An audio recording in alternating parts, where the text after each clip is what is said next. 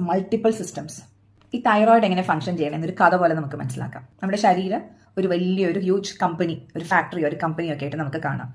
ഈ ശരീരം വർക്ക് ചെയ്യണമെങ്കിൽ ആ കമ്പനിയുടെ ഹെഡ് ഓഫീസായ ബ്രെയിൻ ആണ്. തലപ്പത്തിരിക്കുന്ന സിഇഒ ആണ് നമ്മുടെ ഹൈപ്പോതലാമസ്. സിഇഒ കഴിഞ്ഞിട്ട് നെക്സ്റ്റ് ലെവലിൽ ഇരിക്കുന്നതാണ് general manager. He is A pituitary gland. Okay, pituitary gland കഴിഞ്ഞിട്ട് പിന്നെ താഴത്തേക്ക് ഉള്ള ഓർഡേഴ്സിന് പോകുമ്പോൾ ഓരോ ഡിപ്പാർട്ട്മെന്റ് ഉണ്ട്. അതിൽ എനർജി ഡിപ്പാർട്ട്മെന്റ് ആണ് തൈറോയിഡ് ഗ്ലാൻഡ്. അപ്പോൾ ഈ ഒരു ഓർഡറിൽ നമ്മൾ മനസ്സിലാക്കിയാൽ നമുക്ക് കുറച്ച് എളുപ്പത്തിൽ എങ്ങനെയാണ് നമ്മുടെ തൈറോയിഡ് ഫംഗ്ഷനിങ് നടക്കണമെന്ന് മനസ്സിലാവും. എങ്ങനെയാണ് ഹൈപ്പോ തൈറോയിഡിസത്തിലേക്ക് വരണത്, എങ്ങനെയാണ് ഹൈപ്പർ തൈറോയിഡിസത്തിലേക്ക് ഒരു വ്യക്തി പോകണത് എന്നുള്ളത് ഈ ഒരു പിക്ചർ മനസ്സിലുണ്ടെങ്കിൽ നമുക്ക് മനസ്സിലാവും. ആ കമ്പനി ഡീൽ ചെയ്യാൻ എന്തൊക്കെയാണ്? Energy production, weight management, mood, activities, ഇതൊക്കെയാണ് ഈ കമ്പനി ഡീൽ ചെയ്യുന്ന കാര്യങ്ങൾ. ഇത്രയാണ്. ഇവരെല്ലാവരും ആണ് കൺട്രോൾ ചെയ്യണം. എത്ര ഫാസ്റ്റ് ആയിട്ട് വർക്ക് ചെയ്യണം, എത്ര സ്ലോ ആയിട്ട് വർക്ക് ചെയ്യണം എന്നൊക്കെ തീരുമാനിക്കണം. ഇത്ര ആൾക്കാർ കൂടിയിട്ടാണ്.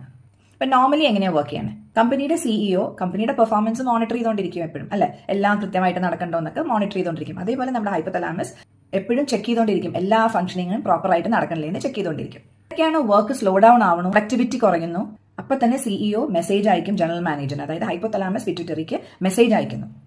ആ മെസ്സേജിനെയാണ് TRH എന്ന് പറയുന്നത്, തൈറോയിഡ് റെഗുലേറ്റിംഗ് ഹോർമോൺ.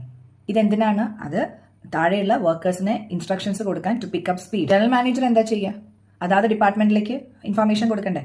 അപ്പൊ ജനറൽ മാനേജറായ പിറ്റ്യൂട്ടറി ഗ്ലാൻഡ് ആ ഡിപ്പാർട്ട്മെന്റായ എനർജി ഡിപ്പാർട്ട്മെന്റായ തൈറോയിഡ് ഗ്ലാൻഡിന് മെസ്സേജസ് അയക്കും. അതാണ് TSH, തൈറോയിഡ് സ്റ്റിമുലേറ്റിംഗ് ഹോർമോൺ.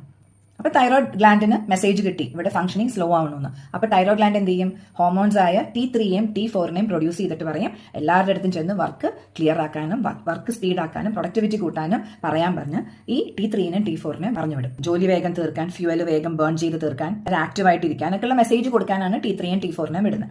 അപ്പൊ ആവശ്യത്തിനുള്ള T3യും T4ഉം നമ്മുടെ ബ്ലഡിൽ സർക്കുലേറ്റ് ചെയ്തുകൊണ്ടിരുന്നു കഴിഞ്ഞാൽ ഇഒന് തിരിച്ച് ഫീഡ്ബാക്ക് കിട്ടും, everything is going on properly.